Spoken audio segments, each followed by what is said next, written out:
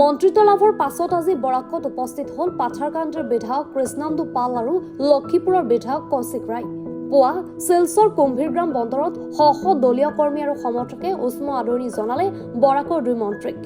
বিমানবন্দৰৰ পৰা বিশাল সমদল কৰি শিলচৰত বিজেপিৰ দলীয় কাৰ্যালয়লৈ লৈ যোৱা হল বৰাকৰ দুই মন্ত্ৰীক।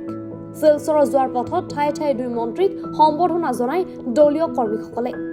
শিলচৰৰ কাছাৰ জিলাৰ বিজেপিৰ কাৰ্যালয়ত দুই মন্ত্ৰীক সম্বৰ্ধনা জনোৱা হ'ব আৰু ইয়াৰ পাছত কৰিমগঞ্জৰ উদ্দেশ্যে মন্ত্ৰী কৃষ্ণান্দু পাল আৰু লক্ষীপুৰৰ উদ্দেশ্যে মন্ত্ৰী কৌশিক ৰায় ৰাওনা হ'ব। প্ৰথম বৰাকত আইছে যোৱা 7 তাৰিখে আমি শপত গ্ৰহণ কৰিছোঁ আৰু তাৰপিছত আমি আমাৰ কাৰ্যালয়ত যি দপ্তৰ মাননীয় মুখ্যমন্ত্ৰী ডক্টৰ হিমন্ত বিশ্ব শৰ্মা ডাঙৰীয়া আমাক বণ্টন কৰিছিলে। এই দপ্তৰত আমি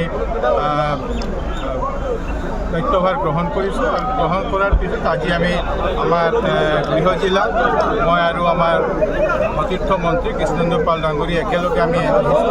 ইয়াত চৰকাৰী অনুষ্ঠান আছে, দলীয় অনুষ্ঠান আছে, এইবিলাক কৰাৰ কাৰণে আমি আহিছোঁ এবং যোৱা 7 তাৰিখে এবং যোৱাকালিও অসম চৰকাৰৰ মাননীয় মুখ্যমন্ত্ৰীৰ নেতৃত্বত কেবিনেট মিটিং আছে, কেবিনেট মিটিং হৈছে আৰু বৰাক উপত্যকাৰ উন্নয়নৰ কাৰণে মাননীয় মুখ্যমন্ত্ৰী ডক্টৰ হিমন্ত বিশ্ব শৰ্মা এটা নতুন বিভাগ সৃষ্টি কৰিছে। বৰাক উপত্যকাত বৰাক ভেলী ডেভেলপমেণ্ট ডিপাৰ্টমেণ্ট সৃষ্টি কৰিছে আৰু এইটো দায়িত্ব মোক দিছে।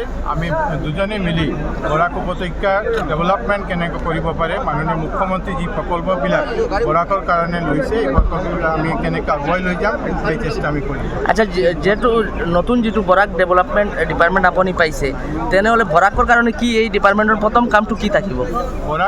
বৰাকৰ উন্নয়নটো এই ডিপাৰ্টমেণ্টৰ মূল কাম। অহা যেতিয়া বাজেট হ'ব, বাজেটত এই ডিপাৰ্টমেণ্টৰ কাৰণে বাজেট এলোকেশ্যন হ'ব, কিন্তু এই ডিপাৰ্টমেণ্টৰ মূল কাম হ'ল বৰাক ভেলীত যিমান ডিপাৰ্টমেণ্ট আছে, অসম চৰকাৰৰ যিমান ডিপাৰ্টমেণ্ট আছে, চব ডিপাৰ্টমেণ্টৰ লগত এটা কোঅৰ্ডিনেশ্যন কৰি বৰাক ভেলীৰ ডেভেলপমেণ্টৰ কামবিলাক আগুৱাই লৈ যাব। শিলচৰ গুৱাহাটী যোগাযোগ ব্যবস্থার উন্নয়নে আপনি কি পদক্ষেপ নেবেন? ইতিমধ্যে অনেকগুলো প্রকল্প কেন্দ্র এবং রাজ্য সরকারের তরফ থেকে নেওয়া হয়েছে। অনেকগুলো ফোর লেনিংয়ের কাজ শুরু হয়েছে। আর কয়েকদিন আগে আসামের প্রথম এক্সপ্রেস হাইওয়ের কথা মাননীয় মুখ্যমন্ত্রী গুয়াহাটি টু শিলচরের কথা ঘোষণা করেছে।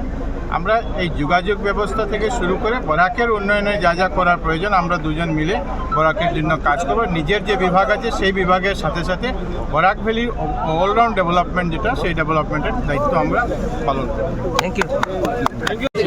প্রথমবার মন্ত্রী হিসাবে আমি আর আমার কৌশিক রায় দুইজন আমরা আইছোঁ আৰু গোটেই বৰাক উপত্যকাৰ ৰাইজৰ যি আশীৰ্বাদ আপোনালোকে দেখিছে, যিটো আৱেগ, মানে এইটোৱেই মানে খুব ভাল লাগিছে যে গোটেই বৰাক উপত্যকাৰ চব ৰাইজ ওলাই আহিছে সম্বৰ্ধনা জ্ঞাপন কৰাৰ কাৰণে আৰু আমি তেওঁলোকৰ ধন্যবাদ জনাইছোঁ আৰু বিশেষকৈ মাননীয় মুখ্যমন্ত্ৰী ডক্টৰ হিমন্ত বিশ্ব শৰ্মা মহোদয়ক বহুত বহুত ধন্যবাদ আৰু কৃতজ্ঞতা জনাইছোঁ যে আমাৰ বৰাক উপত্যকাৰ কাৰণে ইমান যে একটা মৰম, ইমান যে একটা মানে প্ৰেম মাননীয় মুখ্যমন্ত্ৰী মহোদয়ৰ যে সদায় বৰাক উপত্যকাৰ ডেভেলপমেণ্ট, বৰাক উপত্যকাৰ উন্নয়ন আৰু বৰাক উপত্যকাৰ উন্নয়নৰ কাৰণে এটা ছেপাৰেট মন্ত্ৰণালয় কৰা হৈছে, যিটো দায়িত্ব মাননীয় মন্ত্ৰী কৌশিক ৰায় মহোদয়ক দিয়া হৈছে। আৰু আমি কৌশিক ৰায় গোটেই আমৰা দুই মন্ত্ৰী একেলগে কাম কৰিম যাতে বৰাক উপত্যকা গোটেই অসমৰ ৰাইজৰ উদ্দেশ্যে যাতে ভালকৈ কাম কৰি যাব পাৰোঁ, গোটেই অসম যাতে এটা উন্নতিৰ এটা চৰম শিখৰে যাই পৌঁছি পায়। এইটোৰ কাৰণে আমাৰ মাননীয় মুখ্যমন্ত্ৰী মহোদয়ৰ যিটো মানে আগ্ৰহ, এইটো যাতে 2026-ৰ ভিতৰত যাতে পূৰ্ণতা লাভ কৰে এই উদ্দেশ্যে আমৰা সকলে কাম কৰি যাম। বৰাকৰ পৰা গুলচন আহমেদৰ ৰিপৰ্ট, এনি ভাৰত 24। নমস্কাৰ, মোৰ নাম নিৰুপম শইকীয়া। এনি ভাৰত 24 এটা নতুন অনুষ্ঠান লৈ আহি আছে, জুবিনৰ গানে কি আনে।